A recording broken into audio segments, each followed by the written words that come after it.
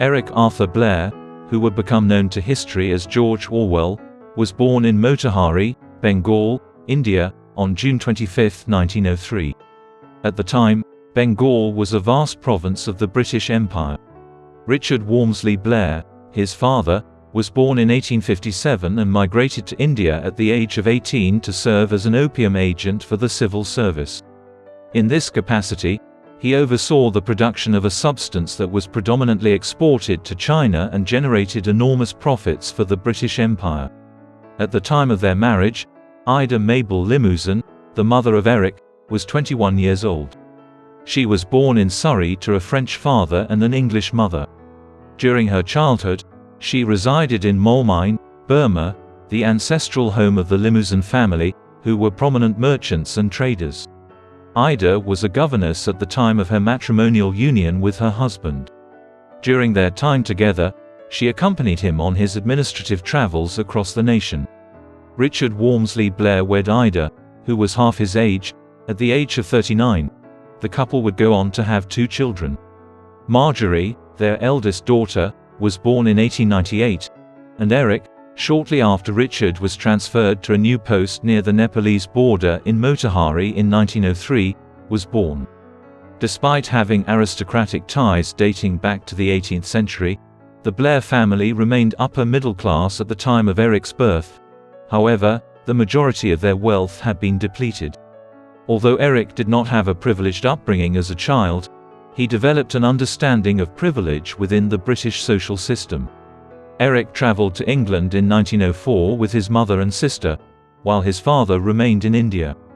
He was a malnourished infant who endured recurrent episodes of respiratory illness. This ailment would persistently trouble him throughout his lifetime. The family had settled into a house in Henley-on-Thames, Oxfordshire, by the end of 1905. Later in life, George Orwell, despite his propensity for solitude, would fondly recall his childhood and assert that he was his mother's favorite child. The strained relationship between young Eric and his father Richard was largely attributable to the fact that they rarely saw each other until Richard retired and returned from India in 1912, when he was 55 years old. Richard spent 3 months in England in 1907, which was sufficient time for his wife to deliver their 3rd child, a daughter named Avril, in 1908. In retrospect, Orwell's childhood England was an idyllic and tranquil place where young children were permitted to play freely in the streets. King Edward VII, the charismatic and pleasure-seeking monarch whose persona stood in stark contrast to that of his mother, Queen Victoria, embodied an aura of elation and optimism. By controlling maritime trade, imperial officials such as Richard Blair assisted in channeling the wealth of the British Empire's colonies around the world to London when the Empire was the global superpower. During this period characterized by relative tranquility, tragedy did transpire. Orwell reflected upon the abhorrence he experienced while listening to testimonies regarding the RMS Titanic's sinking on April 15, 1912, during its inaugural voyage to New York. However, Britain and the world were to endure a far more severe catastrophe 2 years later, in the summer of 1914, when the First World War broke out. This catastrophe shattered the peace and quiet that Eric Blair, then 11 years old, had known his entire life. Eric began to develop his literary talent during his childhood, when he was an avid reader of fiction. With great aspirations for her son's academic progress, Eric commenced his scholastic journey at St. Cyprian's School in Sussex, close to Eastbourne, in the summer of 1911. With the intention of equipping its students for a future education in public schools, the institution's foundational curriculum comprised the following subjects: Latin, Greek, English, history, and mathematics.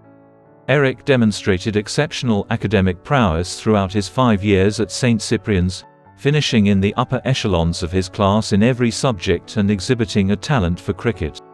Richard, Eric's father, retired and returned to England permanently shortly after his son commenced school. Subsequently, the family relocated to Shiplake, a village situated a few miles beyond Henley. Eric developed close friendships with Jacintha, Prosper, and Guinevere, the 3 Budokan children, while residing in Shiplake. Eric and Jacintha were both passionate about literature. At the tender age of 11, Eric harbored ambitions of attaining notoriety as an author. He composed plays that drew inspiration from the works of William Shakespeare and would read them aloud to his playmate. Upon the outbreak of war in August 1914, Eric observed large groups of young men congregating at the train station in order to obtain the evening newspapers as they arrived. The 11-year-old boy composed a patriotic poem shortly after the outbreak of war, urging young Englishmen to enlist in the army during the nation's hour of need. The poem was published in the local newspaper in early October and was also enthusiastically received at the St. Cyprian's School Assembly when it was read aloud. Orwell came to despise the time he spent at the school as time progressed. Unpublished until 1968, the essay comprising 15,000 words, it detailed the author's encounters with the school administration's predilection for favoring children from affluent families who could fully remit their fees, the lack of adequate food and living conditions, and being beaten by the headmaster, Mr. Wilkes. Many of these criticisms were exaggerated or unfounded, according to the recollections of his peers. Young Orwell continued to achieve academic success, winning the School English Prize in 1915 and the Classics Prize in 1916, notwithstanding what he may have thought about St. Cyprian's in retrospect. Eric entered Wellington College on a Classics scholarship in 1916. The following year, he attempted the Eton entrance exam and achieved the 13th position. Due to the limited number of 12 scholarships available, he would be required to patiently await the occurrence of a vacancy before securing one.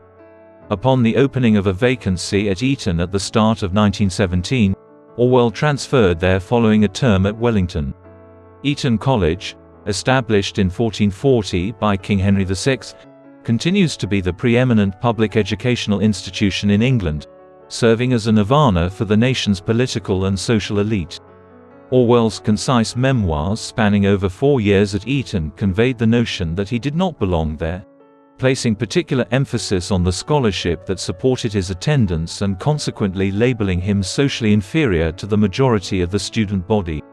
Eric Blair, who was granted fee exemption as a King's Scholar, belonged to an intellectual elite at the institution and resided on the college grounds instead of in the surrounding community. However, whereas he exerted considerable effort while attending St. Cyprian's, he allowed himself to relax at Eton, which negatively impacted his academic performance. Despite his academic prowess in the classics, he performed poorly in his Latin course and was subsequently reassigned to the less rigorous classical general studies. In any case, his lackluster academic performance progressively diminished the likelihood of his gaining admission to esteemed universities such as Oxford or Cambridge. Early enthusiasm for the Great War had diminished by the time Orwell commenced his studies at Eton in May 1917, due to the emergence of a stalemate along the Western Front and the entrenchment of both sides.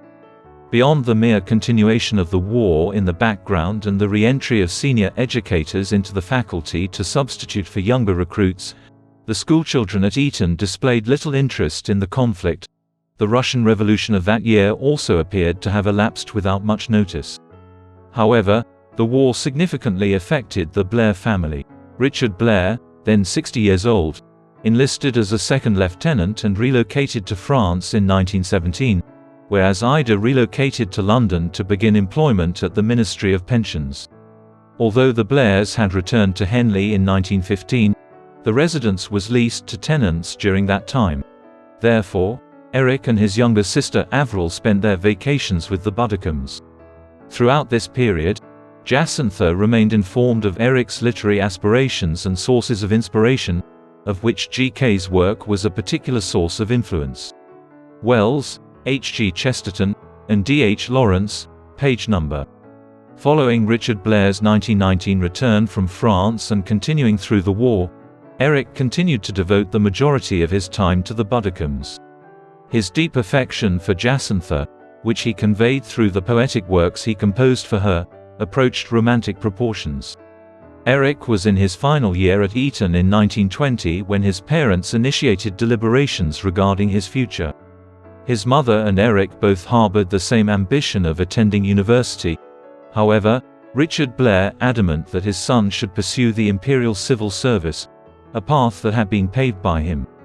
In the end, the father prevailed, but Eric's poor academic performance at Eton rendered his chances of securing a scholarship at Oxford exceedingly remote. Following his final term at Eton in late 1921, he packed his belongings and embarked on a journey to the Suffolk coastal town of Southwold, to which his parents had relocated in preparation for their retirement. A few days after his 19th birthday, in June 1922, Orwell passed the entrance exam for the Indian Imperial Police, a career that was regarded as respectable, if not glamorous. He made a request for a posting to Burma, the place where his maternal grandmother still resided and where his mother had spent the majority of her childhood. Following his sojourn with the Buddicommes during the summer, he departed Liverpool on October 27 and arrived in Yangon, the capital of Burma, 1 month later. He embarked on the train to the Police Training College in Mandalay on November 28. Burma had recently been annexed by the British Empire in 1885, when British and Indian troops occupied the royal palace in Mandalay and compelled King Tibor to abdicate his throne.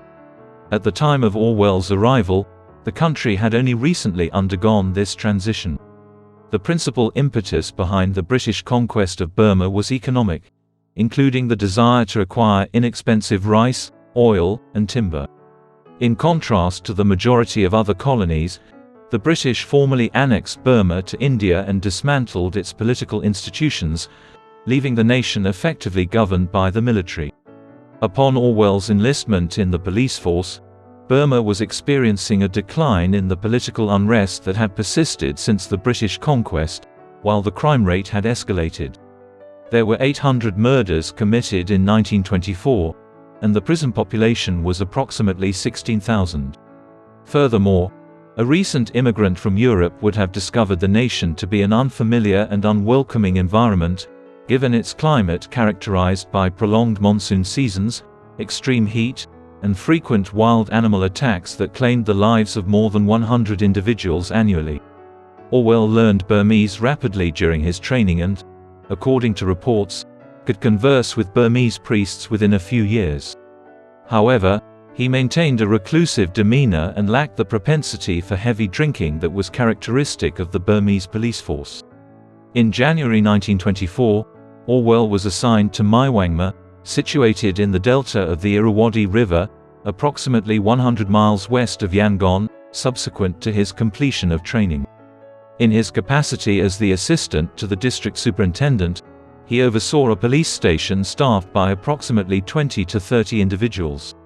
Subsequent to that year, he was transferred to Twante, which was a 2-day steamboat journey but only 30 miles from Yangon.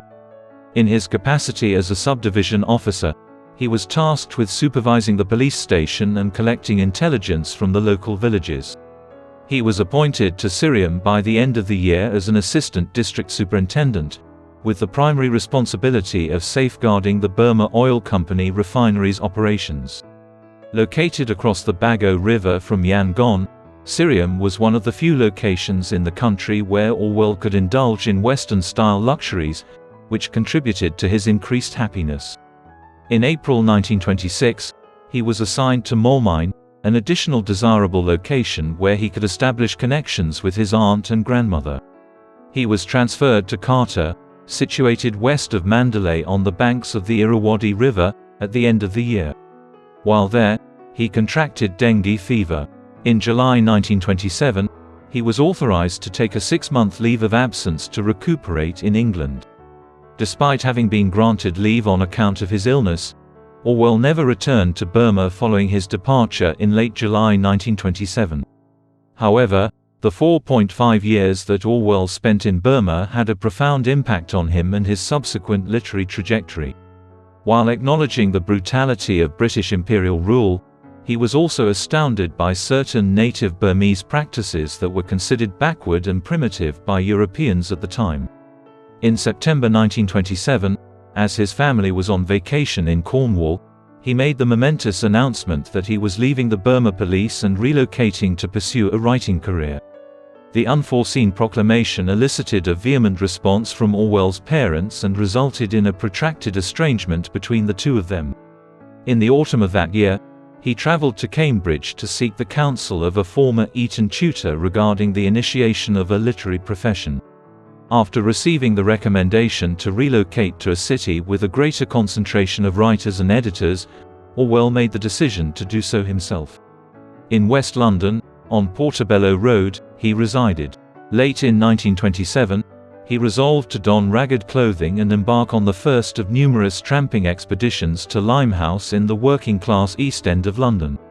Orwell, who was inspired by the British working class's benevolence despite his genuine sympathy for them, was concurrently in search of material for his writing. Early in 1928, Orwell relocated to Paris, driven by advantageous exchange rates and an ambition to establish himself in one of the preeminent literary centers of Europe. He submitted a number of short stories to literary journals during this time, but none of them were published. His journalism flourished, and he composed articles utilizing the information he gathered in London to discuss censorship in England and the condition of the British working class, in addition to one piece that was inspired by his time in Burma.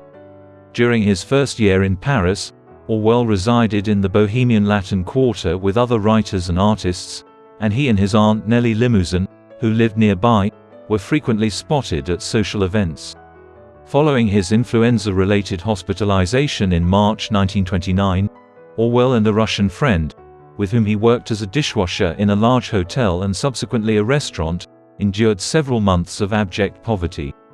Considering that Orwell could have obtained financial assistance from Aunt Nellie in the event of his financial depletion, it is probable that literary research constituted the primary impetus behind his decision.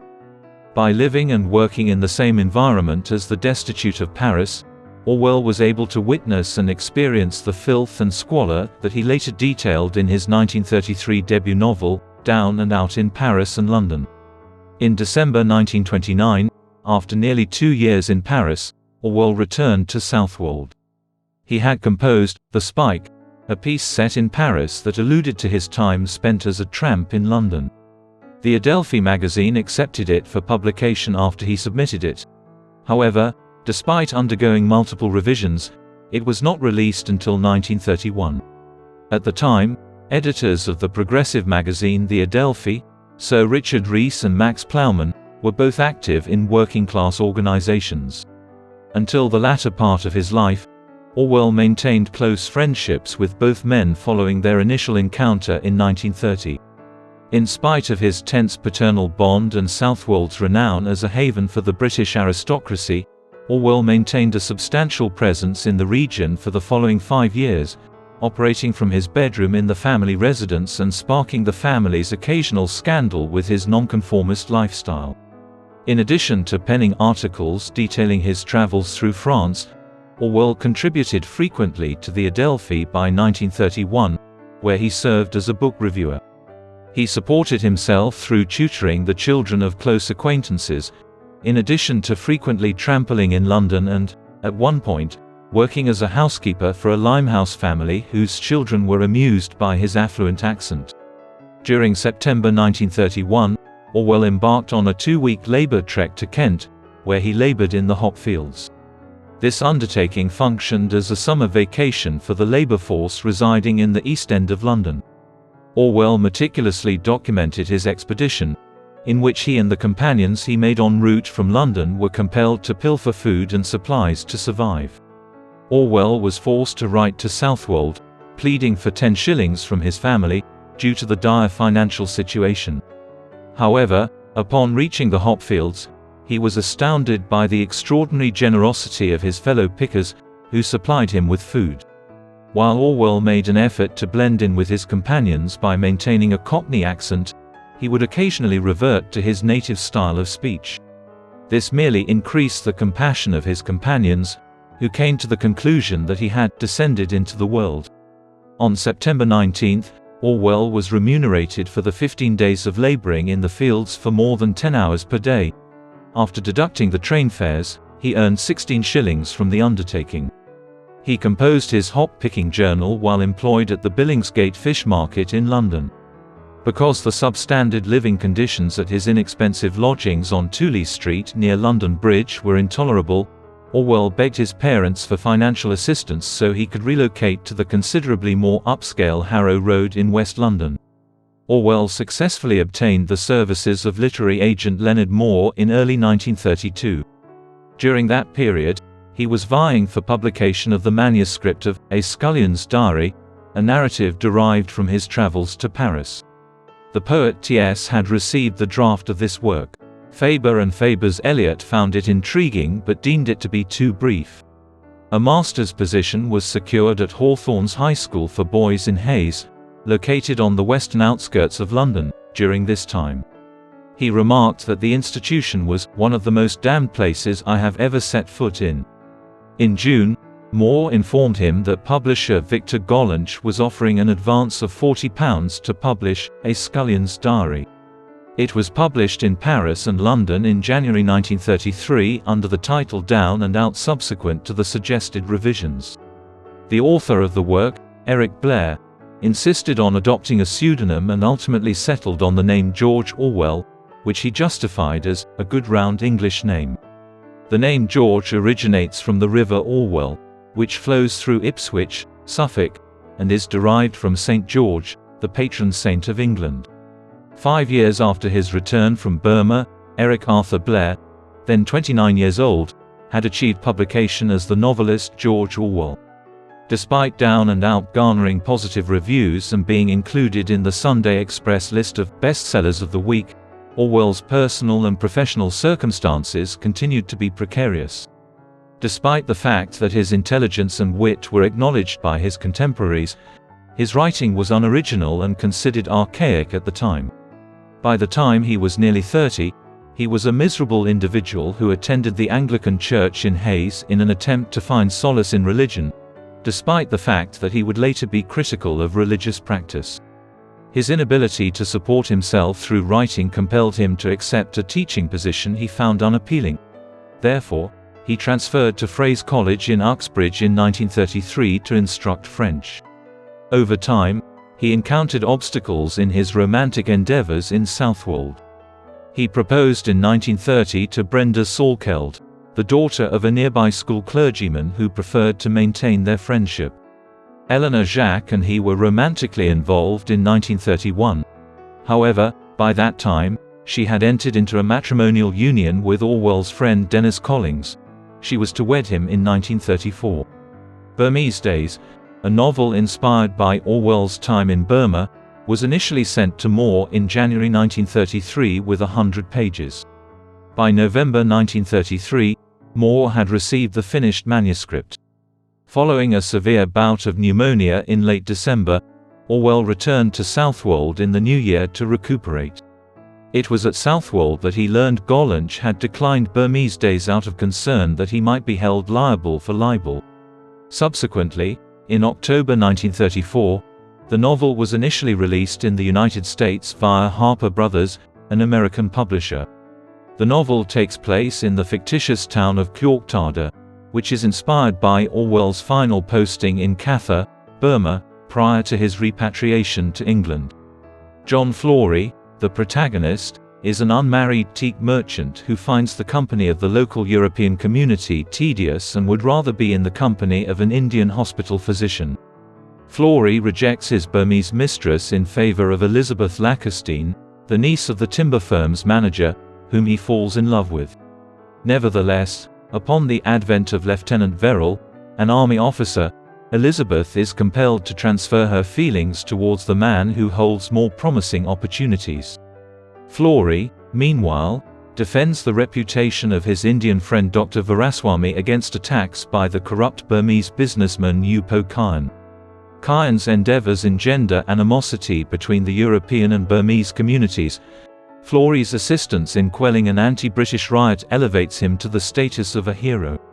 Elizabeth returns to Flory after Verrill abandons her without bidding farewell.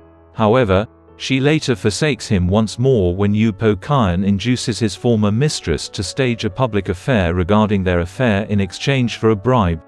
This causes a despondent Flory to commit suicide. During the 6-month period preceding the publication of Burmese Days, Orwell penned the novel A Clergyman's Daughter. In early October 1934, he submitted the manuscript to Moore.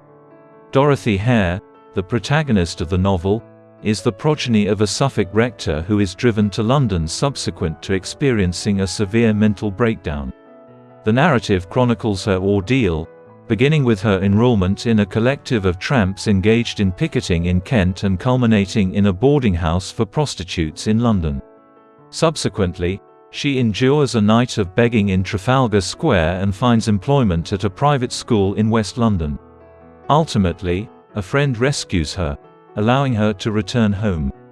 By means of the plot and Dorothy's character, Orwell appears to offer social commentary while reflecting on his personal experiences in London's impoverished countryside and in rural Suffolk.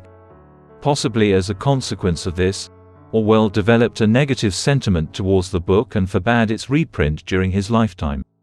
Towards the end of October, Orwell obtained a part-time position as an assistant at Booklovers' Corner, a bookstore located in Hampstead, northwest London, and owned by Francis Westrope and his spouse Mavanawi, through the influence of Aunt Nellie. By working 5.5 hours per day, Orwell was able to devote his free time to writing and was living in London permanently for the first time, with access to the literary world, thanks to the accommodation provided by the Westropes. During the majority of his 15-month tenure at the bookstore, Orwell labored on Keep the Aspidistra Flying, a novel revolving around a poet who confronts obstacles in his pursuit of acknowledgement from an exclusive literary elite. Once more, the narrative incorporates autobiographical elements, despite the fact that Orwell had become somewhat of a figurehead in the London literary scene by this time. During this period, Orwell was additionally acquainted with the left-leaning ideologies of the Westropes, who were enduring supporters of the Independent Labour Party, a revolutionary and radical faction that maintained a presence within the more extensive mainstream Labour Party. Despite the fact that Orwell had yet to formulate a specific set of political convictions, his aversion to imperialism and pursuit of justice had already initiated his leanings towards socialism. During the latter part of 1934 and 1935, Orwell engaged in protracted dialogues with Gollancz concerning his manuscripts. A Clergyman's Daughter was released to acclaim and criticism in March 1935. While certain scenes were praised for their execution, the novel's style and plot were largely criticized. Gollancz was subsequently inspired to release Burmese Days subsequent to Orwell's consent to conduct an exhaustive examination of the lists of British officials stationed in Burma to ascertain that none of them had any commonalities with his characters. The novel was published in the United Kingdom in late June and garnered largely favourable feedback, including one critique in The New Statesman from Cyril Connolly, an author and former friend from St. Cyprian's and Eton. This resulted in the two men reuniting 13 years later. They maintained a close friendship until Orwell's passing. Meanwhile, Orwell met Eileen O'Shaughnessy, a psychology student at University College London, in the spring of 1935. Following their initial encounter, Orwell became determined to wed Eileen, and the couple embarked on regular dates throughout the year. However, Eileen refrained from an immediate response to his proposal, preferring to complete her course of study prior to reaching a conclusion. In 1932, Orwell established himself as a recurring book reviewer for the New English Weekly, a literary journal, while concurrently engaged in the development of Keep the Aspidistra Flying. Following Orwell's manuscript submission for Aspidistra on January 15, 1936, Gollancz advised him to travel to northern England in order to offer a critical analysis of the prevailing social conditions. This contribution would make a valuable addition to the literature of deprivation that emerged during the Great Depression of the 1930s. On the 31st of January, Orwell departed London without a specific destination in mind. He arrived in Manchester on the 3rd of February. Orwell secured lodging in Wigan, Liverpool, Sheffield, Leeds, and Barnsley for the subsequent 2 months by utilising a list of regional representatives from the Adelphi sent by Richard Rees. He meticulously documented his encounters with individuals of the working class in the mines and docks in a journal, where he expressed his astonishment at the abject poverty he observed. He attended a meeting at which Sir Oswald Mosley, a former Labour minister who had assumed leadership of the British Union of Fascists, spoke during his time in Barnsley. Initiated during the 1920s by the Italian dictator Benito Mussolini, fascism was a political ideology that exploited the discontentment of the populace regarding economic adversity to incite animosity towards minority groups. Following the rise to power of Adolf Hitler's Nazi Party in Germany in 1933, the economic depression rendered Britain vulnerable to the influence of this ideology. Both the degree of violence exhibited by Mosley's black shirt supporters and his capacity to convince his audience of his views evoked dismay in Orwell. Orwell, who had returned to London at the end of March, began residing in a minuscule cottage in the Hertfordshire village of Wallington on April 2. For more than a decade, he utilized this cottage as his weekend retreat. Upon learning of the publication of Keep the Aspidistra Flying, Orwell was in the process of adapting his Northern Journey diary into the novel that might be Wigan Pier. It is unknown whether Eileen was living with Orwell when he moved to Wallington, but the two were wed at the local village church on June 9, 1936. Eileen adopted the surname Blair due to the fact that Eric Blair continued to be recognized by his friends and acquaintances under the name George Orwell, which was merely a literary alias. Eileen discontinued her academic pursuits and, while she had anticipated some level of participation in her husband's profession, she found herself largely excluded. Orwell completed The Road to Wigan Pier by the end of the year and delivered the manuscript to Gollancz on December 15. His investigations of living conditions in the north of England comprised the first half of the book. An essay on his political beliefs and views on socialism comprises the second half. It was finally released in March 1937, following a period of delay. Late in 1936, Orwell maintained a vigilant observation of the developments in Spain. In July of that year, the Republican government encountered a military uprising in Morocco, spearheaded by General Francisco Franco.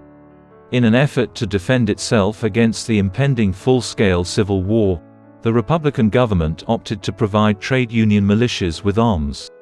By the end of 1936, German and Italian fascists had begun to support Franco's nationalists, while the Soviet Union formed international brigades to aid the Republicans by mobilizing its network of European communists. Orwell made the decision to travel to Spain in late 1936. He arrived in Barcelona at the end of December with the intention of writing about the situation in Spain in order to educate the English working class and inspire them to fight. By capitalizing on his affiliations with the Independent Labour Party, he enrolled in a militia unit that was orchestrated by the United Workers' Marxist Party, a revolutionary organization that harbored dissenting sentiments towards Joseph Stalin and the Soviet Union. The unit was deployed to the Aragon front near Zaragoza in early January 1937. However, due to a scarcity of supplies, their involvement was limited to patrol duty. Despite the fact that observers acknowledged his valor in the line of fire, Orwell spent the majority of his time off duty solitary, either reading or writing. Orwell was honored with a visit in March from Eileen, who had made the personal decision to travel to Spain in February in order to provide back-office support for the cause. At this juncture, Orwell's unit had been reallocated in order to assist the Republican Army in its siege of Huesca. One of the most momentous occurrences in his military career occurred when he was a member of a company that captured a hostile redoubt but was subsequently under attack from an enemy position. By effectively suppressing the enemy fire with a bomb, Orwell and his comrades were able to buy time to retreat. He returned to Barcelona at the end of April in pursuit of a transfer to the Madrid front, which required him to enlist in the Communist International Brigade. Orwell was embroiled in internal strife among the anti-Franco forces prior to his departure, as the Civil Guard endeavored to seize authority of the city from the workers' militias on behalf of the Republican government, which was progressively coming under the sway of the Soviet Union.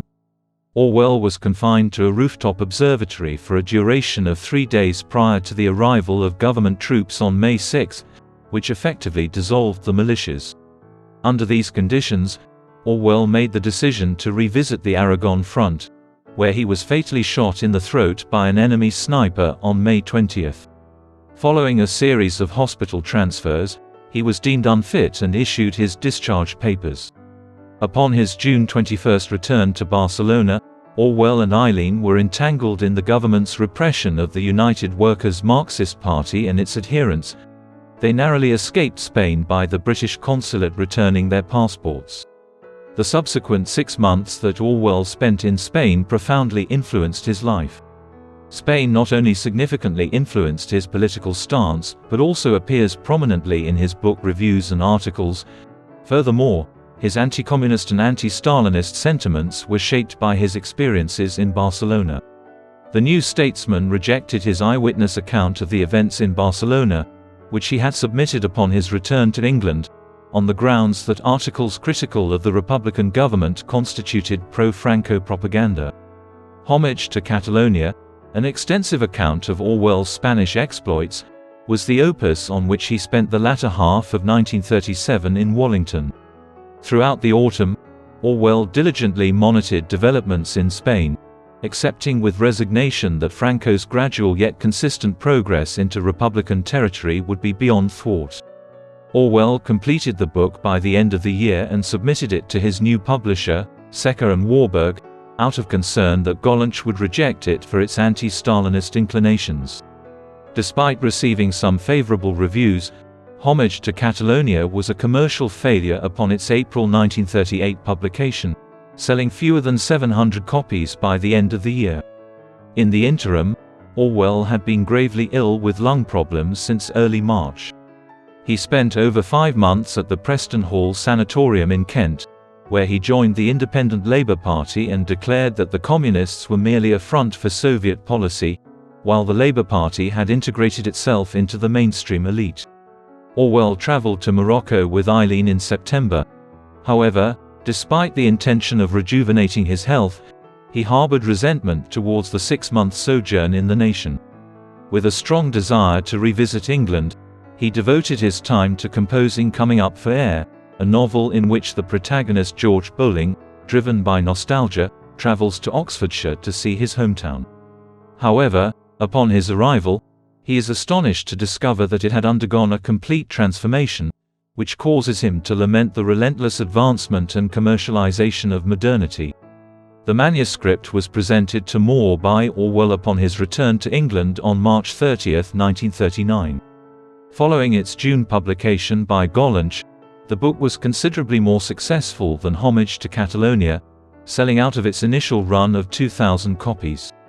Following his visit to Southwold at the end of June to be by his dying father's bedside, Orwell returned to Wallington in September 1939, where he maintained a diary detailing the international events that precipitated the outbreak of the Second World War. Eileen secured employment in the government's censorship department in London just prior to the outbreak of war. Although Orwell had intended to accompany her, he instead relocated to Wallington for the subsequent 9 months. Despite his prior opposition to the war, Orwell was inspired by a sense of patriotic duty and endeavored to contribute to the war effort despite his health complications when it actually broke out. While many writers in the country pondered the utility of their work during the war, Orwell persisted in composing his collection of essays Inside the Whale, which was published by Gollancz in March 1940, because he was unable to find a more practical occupation. In 1940, on New Year's Day, Horizon, a monthly literary journal edited by Cyril Connolly, provided an additional venue for Orwell to publish his works. From their newly acquired flat in London near Regent's Park, Orwell and Eileen obtained updates regarding the evacuation of Dunkirk and the French surrender on June 17 by the month of May. The Orwells also experienced a personal tragedy as a result of the events in France. They learned that Lawrence, the cherished brother of Eileen, had perished in the line of duty as a medic for the British Expeditionary Force. Apprehensions of a German invasion of England were sparked by the French collapse, which prompted Foreign Secretary Anthony Eden to declare the formation of the Home Guard, subsequently renamed the Local Defence Volunteers, as a last line of defence. Orwell joined a company of approximately 10 volunteers in St. John's Wood with great enthusiasm in mid-June and was quickly promoted to sergeant. Guard duty at the nearby telephone exchange and other strategically significant locations comprised the group's twice-weekly activities. Furthermore, Orwell participated in a collaborative endeavor organized by Fred Warburg, the publisher of Homage to Catalonia, with the intention of uniting writers in composing works pertaining to wartime matters. At the outset of the series, Orwell consented to compose a book concerning the potentiality of a democratic socialist Britain. An examination of what it means to be English is the opening scene of The Lion and the Unicorn, which was composed amidst the bombings that engulfed London during the Blitz. Orwell's subsequent argument that the failure at Dunkirk was the failure of capitalism and that only a socialist government could have enabled Britain to win the war demonstrates his conviction that democracy could be effectively defended by the people and workers. Orwell was appointed to compose a recurring London letter for the American political journal Partisan Review in early 1941. In the subsequent years, this provided an avenue through which Orwell expressed his hopes for the post-war social and economic transformation of the nation as well as his experiences on the home front. Furthermore, he advocated for the Home Guard's viability as a combat organization and endorsed the enlistment of younger working-class volunteers who wished to gain military experience prior to enlisting in the armed forces. Orwell noted that his compatriots in London regarded the war with a mixture of apathy and indifference, notwithstanding the extensive damage inflicted by the German bombing campaign and the East End upon London's financial district.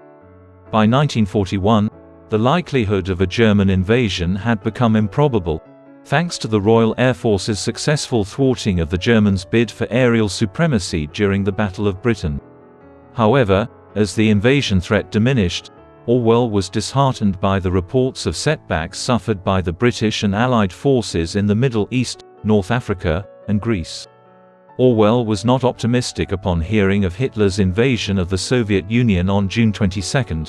On the contrary, he appeared certain that the Germans would not have initiated the campaign unless they had substantial assurances of their ability to swiftly defeat the Soviets. After more than a year of seeking employment in London during World War II, Orwell was presented with a radio producer position at the BBC's Indian section in August 1941. Orwell accepted because he maintained a sentimental attachment to his country of origin and was enthusiastic about contributing to any way possible to the war effort.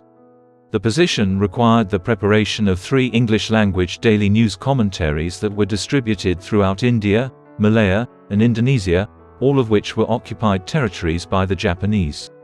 In addition to news summaries, political and cultural programs required translation into local languages. Orwell delighted in the opportunity to convene writers of Indian descent and endeavored to increase the visibility of their works.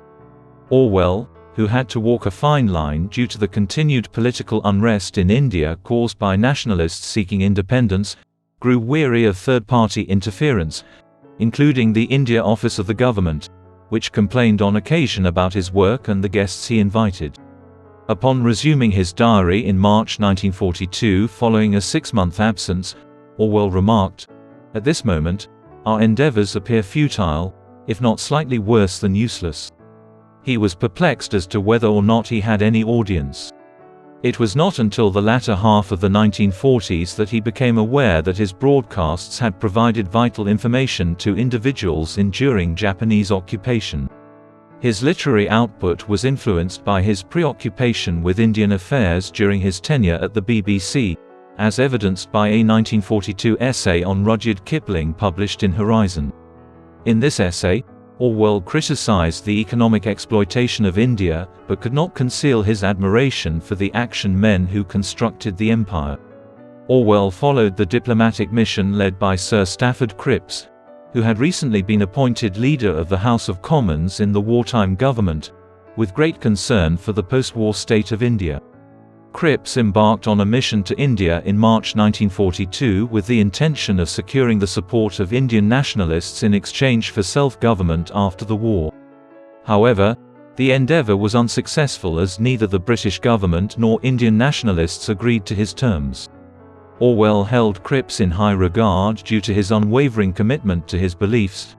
This sentiment was shared by others, who saw him as a possible challenger to Winston Churchill in the realm of radical wartime governance. As the Japanese conquered Burma and suffered additional setbacks in the east, Cripps appeared to be postponing the issuance of a revolutionary challenge to Winston Churchill. Late in 1942, however, the tide of battle began to turn in favor of the Allies, as the German advance stalled at Stalingrad and the British gained the upper hand in North Africa. Growing ever more disenchanted with his position at the BBC, Orwell tendered his resignation in September 1943. Subsequently, on November 24, he vacated his desk. He accepted the position of literary editor at the Tribune, a Labour MP Aneurin Bevan-edited, left-leaning weekly newspaper founded in 1937 with financial backing from Stafford Cripps. Despite the fact that a significant portion of the readership found Orwell's Tribune journalism to be anti-Soviet and a source of irritation during the wartime alliance, he was content to have Bevan's backing. Additionally, Orwell contributed a column titled, "As I Please," to the Tribune, in which he discussed a wide range of topics, including his reflections on the war and the roses blooming at his cottage in Wallington. During his working hours, Orwell maintained a writing career, contributing to publications such as the Partisan Review, Horizon, and the Observer newspaper since late 1941. During the course of 1943, Orwell also labored on a new novel that served as an allegory for the Soviet Union set on a farm, in which the animals triumph over the human inhabitants as a means of cautioning against the perils of totalitarianism.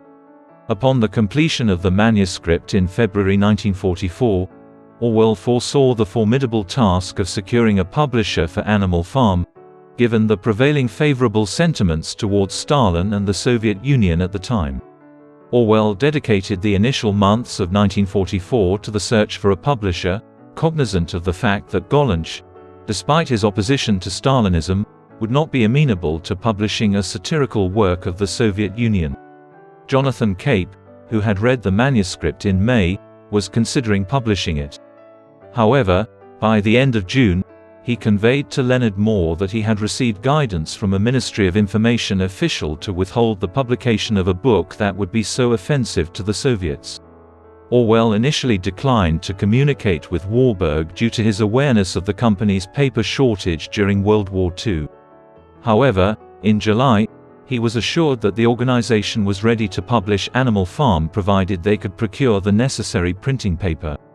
Warburg reached a consensus in September to publish the book the following year. However, due to complications encountered by the publisher, the publication did not occur until August 1945. During the time that Orwell devoted to the search for a publisher for Animal Farm, significant transformations were also taking place in his family life. Although he and Eileen had been married for 8 years, they had been unsuccessful in conceiving a child during that time. They made the decision to adopt a child from Newcastle, where Gwen O'Shaughnessy, her sister-in-law, assisted unmarried mothers.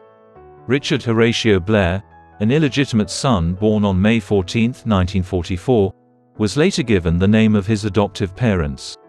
However, prior to his adoption, the child was taken to Greystone, the O'Shaughnessy family estate located 25 miles south of Newcastle.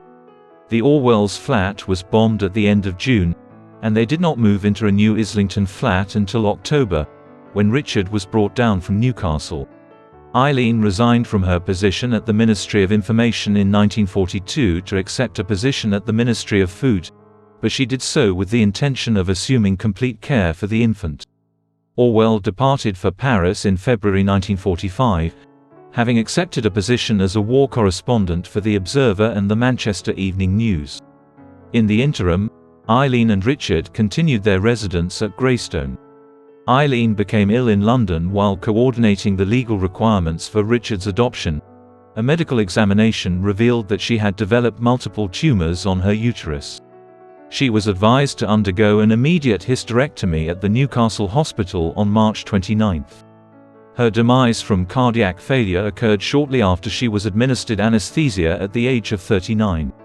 Though Orwell had fallen ill in Paris, He immediately returned to England upon learning of his wife's passing after receiving the news. After Eileen's funeral in Newcastle, despite his profound shock and anguish, Orwell resolved to resume his responsibilities as a wartime correspondent on the continent. Remaining on the continent, Orwell reported on the devastation wrought by the war as he tracked the Allied advance eastward into Germany. He remained until the German surrender on May 8 for a couple of weeks, during which time he documented the German army's remaining members being rounded up. By the end of the month, he had returned to London. He located a nurse for Richard by the conclusion of June, and in July, she was returned to the Islington flat. Animal Farm, which was released in August, achieved remarkable success with the sale of nearly 5,000 copies within 6 weeks. This achievement solidified Orwell's position as a preeminent author of that era. Orwell narrates in a brief novel of 100 pages how the animals seize control of a poorly managed farm through a revolution led by the pigs Snowball and Napoleon, which dethrones the human farmer. Following an initial amelioration of circumstances, a dispute arises between Snowball and Napoleon regarding the latter's intentions to modernize the farm. In response, Napoleon dispatches canines to expelling Snowball from the premises. Napoleon convinces the animals that Snowball has been attempting to sabotage the farm with the assistance of a young pig named Squealer. He then commands his dogs to execute any animals that are suspected of harboring ties to his adversary. The majority of the animals are destitute by the end of the book, while the pigs increasingly imitate human behavior.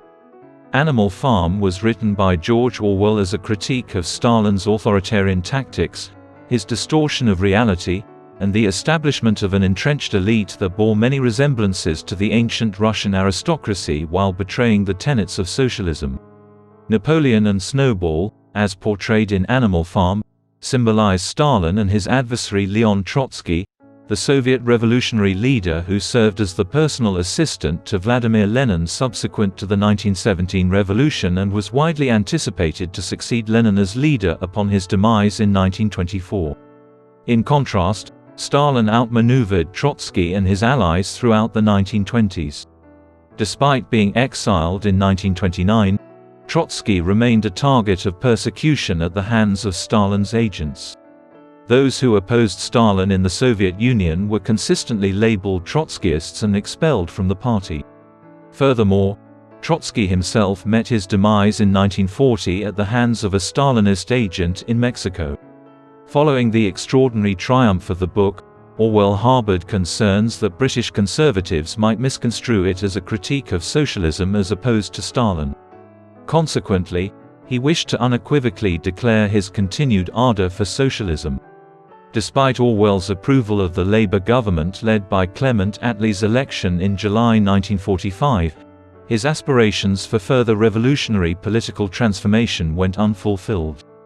He intended to leave London as he began a new novel set in a totalitarian dystopian society.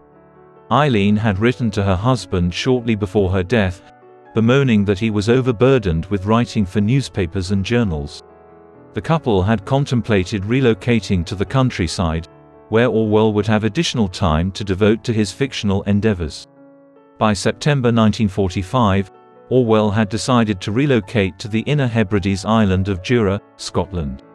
In preparation for the renovations, he rented a farmhouse named Barnhill and remained in London for the time being. Despite establishing a certain degree of consistency in his Islington flat with Richard and his housekeeper nurse Susan Watson, Orwell endured severe loneliness and deteriorating health, which compelled him to propose marriage to a number of younger women, all of whom declined. Orwell had intended to travel to Jura in the spring of 1946. However, his sister Marjorie's passing and a tubercular hemorrhage at the end of February prevented him from doing so until the end of May. Orwell was joined at Barnhill by his nurse Susan, surviving sister Avril, and adopted son Richard. Although the residence in question offered a serene abode, its location 7 miles away from the closest village of Ardlussa compelled Orwell to procure a motorbike in order to commute there and back for the purpose of procuring provisions and groceries. Orwell benefited from the isolation of Barnhill, which allowed him to rest and concentrate on writing his novel. However, this isolation made it exceedingly difficult for him to maintain contact with his friends in London. Certain individuals who were extended invitations to Jura ultimately opted not to proceed with the excursion after realizing that it would require a minimum of 2 days and a combination of trains, buses, and boats, culminating in a taxi ride that, contingent on the road conditions and weather, could necessitate an out and walk for the visitor. Despite making a commitment to his agent Leonard Moore that the majority of his most recent novel would be finished by early autumn, his progress was impeded by the numerous distractions that accompanied life on a secluded Scottish island. Having witnessed with alarm the totalitarian regimes of Hitler's Germany and Stalin's Soviet Union during the 1930s and 1940s, Orwell was uneasy with the British government's methods of information control and censorship during the war. His conviction was that the manipulation of truth through the improper use of language formed the bedrock of totalitarianism, and he was pessimistic regarding the propensity of humanity to be susceptible to such manipulation. Despite his deteriorating health, Orwell was determined to advance this novel in order to serve as a cautionary tale for humanity.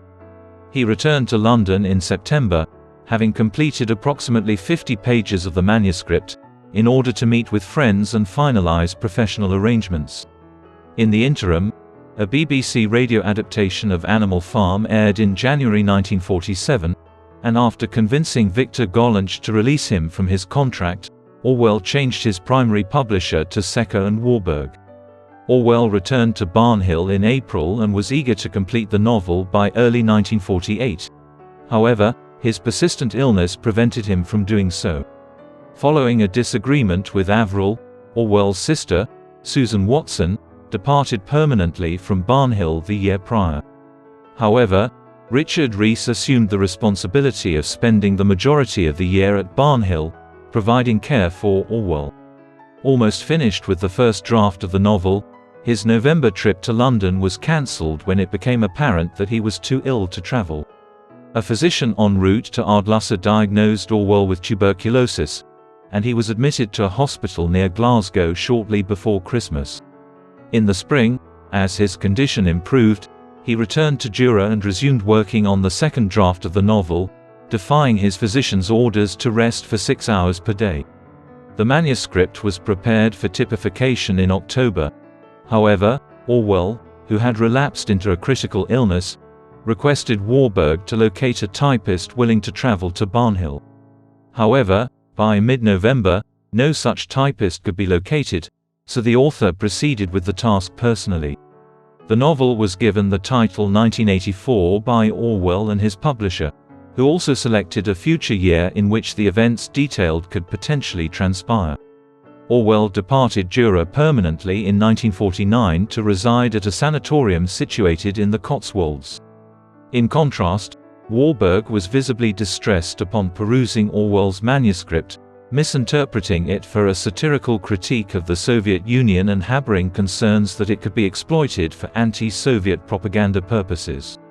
Indeed, 1984 is set in an extreme version of wartime England and not the Soviet Union. Within the novel, England is referred to as Airstrip 1 and is situated within the region of Oceania. This region is embroiled in a global power struggle against Eurasia and Eastasia. In both public and private spaces, Big Brother, the leader of Oceania, is ubiquitously featured on television screens and posters. The party maintains control by employing two-way televisions and listening devices under the command of the Thought Police to conduct constant surveillance of the populace. Winston Smith, the protagonist, is an employee of the Ministry of Truth who is tasked with erasing history by rewriting and censoring back copies of the Times. In support of the notion that the novel is situated in England, Orwell drew inspiration for his depiction of the Ministry of Truth from the Senate House building at the University of London. This structure had previously housed the Ministry of Information during the war, and its interior bears resemblance to the BBC offices where Orwell himself was employed during that period. Despite knowing he was committing a thought crime, Winston secretly opposes his regime and denounces Big Brother in his diary, which he writes in a small corner of his room out of range of the surveillance devices. The two have an affair after a young woman named Julia reveals that she, too, opposes Big Brother. However, the affair is eventually discovered by the Thought Police, which imprisons them at the Ministry of Love. Winston and Julia denounce one another while being tortured in room 101, which contains the worst fear of each prisoner. At the conclusion of the novel, Winston declares his love for Big Brother. Despite expressing a desire to continue writing novels, Orwell's health failed to improve, and he appeared to discern that his time was coming to an end. With 25,000 copies printed on both sides of the Atlantic and booming sales and positive reviews, 1984 was published in June. While the book's success elevated its author's spirits, it did little to improve his physical health. During September, Orwell relocated to University College Hospital in London, which was in close proximity to Senate House, the University of London's structure that had previously housed the Ministry of Information during World War II and had provided the foundation for the Ministry of Truth. He proposed to Sonia Brownell, a woman 15 years younger than him who was employed by Cyril Connolly at Horizon and who had rejected him a few years prior, as he appeared to have renewed optimism for his recovery. Sonia agreed, and the couple was wed on October 13, with the groom sitting upright in his hospital bed. However, Orwell's condition deteriorated in the weeks following the wedding, despite a temporary improvement. Arrangements were made in the new year for Orwell to travel to Switzerland, primarily with the intention of facilitating his demise in a more tranquil environment, rather than with the expectation that his health would improve. On January 21, 1950, 4 days prior to his scheduled departure, George Orwell, who was 46 years old, passed away. Eric Blair appeared to have been destined for an ordinary existence as a respectable British Empire civil servant. Nevertheless, following his 1927 return from Burma and proclamation of intent to become a writer, he devoted the remainder of his existence to the endeavor of shedding light on his privileged upbringing. Following a series of exploits under the guise of a tramp and early contributions to journals, he succeeded in 1933 in attaining publication as George Orwell, the pen name of his novel. Following his marriage in 1937, Orwell embarked on a transformative 6 months in Spain, during which he was progressively exposed to left-wing politics. This experience significantly influenced his political awareness and ultimately led him to adopt an independent anti-Soviet socialism. Orwell, who yearned to contribute to the war effort after the outbreak of war in 1939, later became disillusioned with his BBC position and the censorship to which he was subjected. His experiences during World War II in Britain and his reflections on Nazi and Soviet totalitarianism served as the impetus for his two most renowned works of literature, Animal Farm and 1984. However, prior to the publication of these novels, which propelled Orwell to the company of the greatest authors of his era, he had already encountered personal hardships and endured the loss of his wife Eileen and was grappling with deteriorating health. His literary accomplishments were ultimately construed as a critique of authoritarianism rather than socialism per se, despite the fact that he held left-leaning political views. While his writings were interpreted as a critique of socialism as a whole, not just the Soviet Union, this criticism remains a subject of political discourse and analysis. In your opinion, what is George Orwell? Did he possess profound insights into human society as a great novelist? Or did he fall into the category of mediocre writers whose political satires, while influential, have failed to bolster the political causes he advocated? Kindly provide your feedback in the comment section. Until then, we appreciate your attention.